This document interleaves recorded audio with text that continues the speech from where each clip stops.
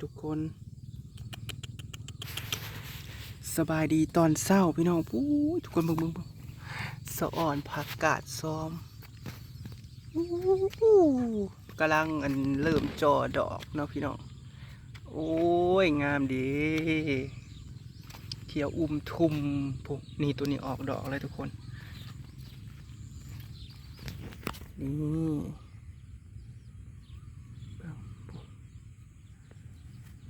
ตัวนั้นบ่ทันใหญ่เนาะตัวนี้โตแล้วสบายดีตอนเช้าพี่น้องวันนี้ก็มาดูผักกาดซ้อมอันนี้ผักชีพี่น้องโอ้ยยังมาขวดนี่ผักชีลาวแล้วก็ผักชีไทยหรือว่าผักหอมปลอมนั่นเองพี่น้องปลูกไว้เนาะสบายดีทุกคนสบายดีตอนเช้าเนาะมาซองเบิ่งพักเนื่องจากว่าผลกระตกได้ตกดีตกจนตกนั่นแหละฝนตกกระดากระเดียพี่น้องก็เริ่มมาซองเบิ่งพักนะไม่ต้องเบิ่งหนาเบื่อก็ได้ไปเบิ่งพักกันดีกว่าเนาะนี่ทุกคนก็ได้นานเดียวนะ2 นานนี่กำลังเริ่มใหญ่เนาะเพราะว่าอันเบี้ยเฮามันตอนแรกที่เฮาบ้านน่ะมันได้บ่หลายเนาะทุกคนกับฝนตกแน่ช่วงเดือน10ที่เฮาหว่านเบี้ยเนาะมันก็เลยเฮ็ดให้เบี้ยมันออกบ่หลายกับแมงจีรอกินแน่เฮาก็เลยได้เบี้ยหน่อยเนาะเฮามาปลูกก็ได้2 นานนี่แหละพี่น้องที่หว่านไว้เนาะก็ยาสีลงเพิ่มเติมอยู่พี่น้องแต่ว่ายังค่าอีหยังค่าฝนวัตีแมนพี่น้องแบบว่าดินมันยังซุ่มเกินไปแหละคันเขาฟางลงไปแหละอาจจะสมมติว่าฝนตกลงฝนตกน้ำลงมาหกแล้วมันสิเฮ็ดให้มักเม็ดที่เขาปลูกไปนะมันบ่อยากออกเนาะคือกันกับมักทั่วนี่พี่น้องเบื่อปลูกมักทั่วพุ่มไว้เนาะไม่ได้นี่จนได้แซมใหม่พี่น้องนะตัวไหนจนใหญ่จนเคี้ยวแล้วตัวนี้เขาก็ซิมาเริ่มงอกเพราะว่าเบื่อมาแซมใหม่มันบ่ออกเนาะก็เลยเบรกซะก่อนเนาะทุกคนส่วนตัวนี้เบื่อว่าสิลงหมักแตงพี่น้องลงหมักแตงกับพอได้เถื่อพอได้เก็บเนาะหมักแตงไทยพอได้เห็ดหวานเถื่อว่านะและโซนตัวนี้ก็สิไว้ปลูกผักนี่แหละพี่น้องหรือนั่นใดก็จังตื่มก็สิลงอีกอยู่พี่น้องหักพังเบิงพลนี่แหละครับว่าสิเบิร์ดมือนี่หรือมืออื่นเพิ่นว่าคันสิบ่มีลูกใหม่เข้ามาเนาะสิปลูกอีหยังมันก็ยาอยู่พี่น้องเอ้ยเห็นบ่นี่มันออกแน่บ่แน่บ่หยอดบ่แยดมันบ่งามเพราะว่าน้ำคือมันโผดมันก็เฮ็ดให้เม็ดมันเน่าเราก็เลยบ่ทันได้ลงแต่ส่วนมันนี่ก็กำลังเริ่มงามเนาะมันนี่ถือว่ารอดไปละเขียวจังหน่อยก็ปื้อขึ้นดอกเนาะพี่น้อง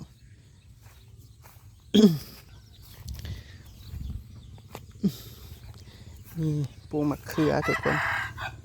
อันนี้เป็นมะเขือใหญ่พี่น้องกำลังเริ่มติดกำลังเริ่มงามเนาะพี่น้องแล้วก็ตัวนี้ก็จะปลูกมะถั่วอีกพี่น้องตัวนี้เป็นมะถั่ว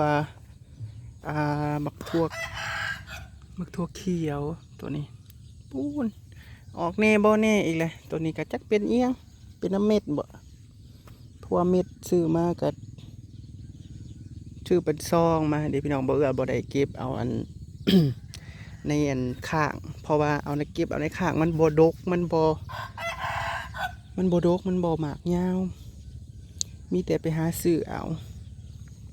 FC หลายคนเพิ่นก็ถามมาว่าบ่ซื้อพันธุ์มาแต่ไสอยากได้นู่นนี่นั่นเนาะซื้อมาจากไทยล้วนๆเจ้าเนี่ยเห็นบ่ถั่วฝักยาวมาจากไทยพี่น้องซื้อพืชผักอีหยังทุกอย่างก็คือมีเอามาจากไทยเบิดพี่น้องอันนี้ก็ไทยแล้วนะยังไม่ได้เห็นอะไรพี่น้องเพราะว่าดินมันยังซุ่มพูดแหละรอเป้าน้ำมากพูดแหละจังสิเริ่มลงอันนี้ให้มันแดดซะก่อนเพราะว่าตั้งแต่ไทยมาเนี่ยยังบ่ได้มีแดดถึกดินเลย ซุ่มเกินไปมันก็เฮ็ดให้เม็ดเน่า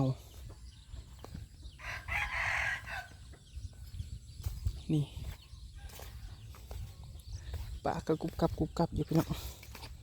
นี่นะ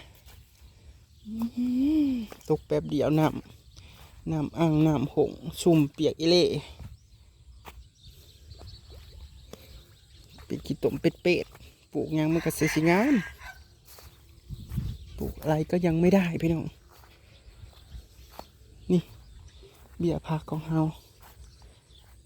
สอนอันนี้ด้วยพี่น้องหัวละพาเบี้ยผักสลัดอิตาลีอันนี้เบี้ยผักกัดซอมกำลังใหญ่กระหล่ำดอกเหลืออยู่ประมาณ4 ต้นกระหล่ำหัวเหลือลายอยู่พี่น้องผักหอมเนาะทุกคนผักหอมกำลังเริ่มงามพี่น้องได้สิโพดขายเห็นอื้อตื้ออยู่นี่อ้ายเพิ่นกำลังสิเริ่มเฮ็ดเฮือนพี่น้องเพราะว่าเพิ่นสิมาเทคานเพิ่นสิมาเทคานเฮือนเนาะก็เลยสั่งหินสั่งทรายนู่นนี่นั่นมาเต็มเฮือนอยู่พี่น้องไปเดี๋ยวเราจะพาไปดูผักกันเนาะนี่ผักหอมเราโอ้มันก็งามอยู่นะ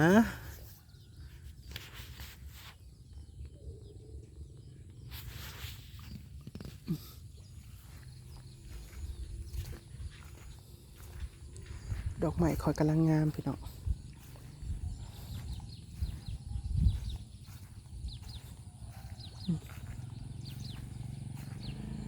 คอยตัดยอดมันก็เลยเป็นสีกุดๆจักหน่อยแต่มันกัดเดี๋ยวก็แตกขึ้นมาใหม่แล้วโซนทางนี้ถ้ามันแต่งออกไปแล้วพี่น้องเดี๋ยวปนันจังสีลงดอกไม้ใหม่เนาะพามาเมืองมักทั่วพี่น้องหลังจากที่ว่าบริอัปเดตหลายมือว่าจะสีดบำรุงหมากปัดคือพ้นปัดคือโตเมื่อนี้ดอกมันกำลังเต็มมาก็คือกันอย่างเนาะพี่น้องดอกยำย่าง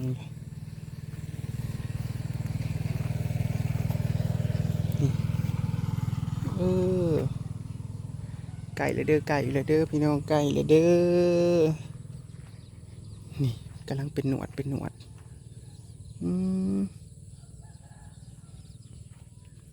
โบราณเดาพี่น้องตัวนี้ประมาณ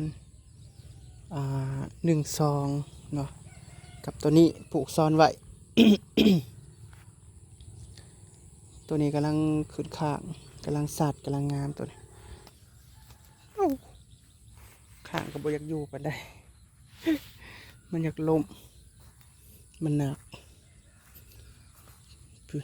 เดี๋ยวจะหาใหม่มามัดเพิ่มเติมนะพี่น้องคือว่าคัดไว้แล้วคือบ่อยากอยู่ตัวนี้ก็บ่อยากอยู่หักดอกก็คืออยู่ได้เนาะพี่น้องคือสีดกอยู่ได้เนาะ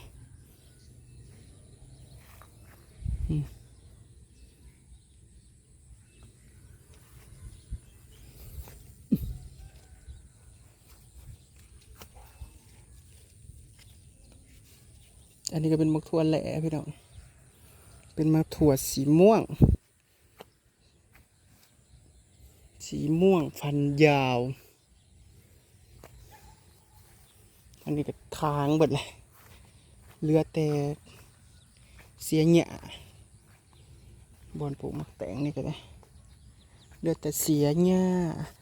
อันนี้นะบอนโรดต้อมค้าพี่น้องเขามาบ่ได้พาสแลมเขาก็ขาดหมดละนี่มักทั่วนะปลูกไว้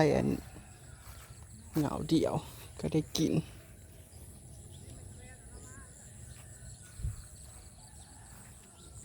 ไปทีมยายๆเปิดไปมองบนพี่น้อง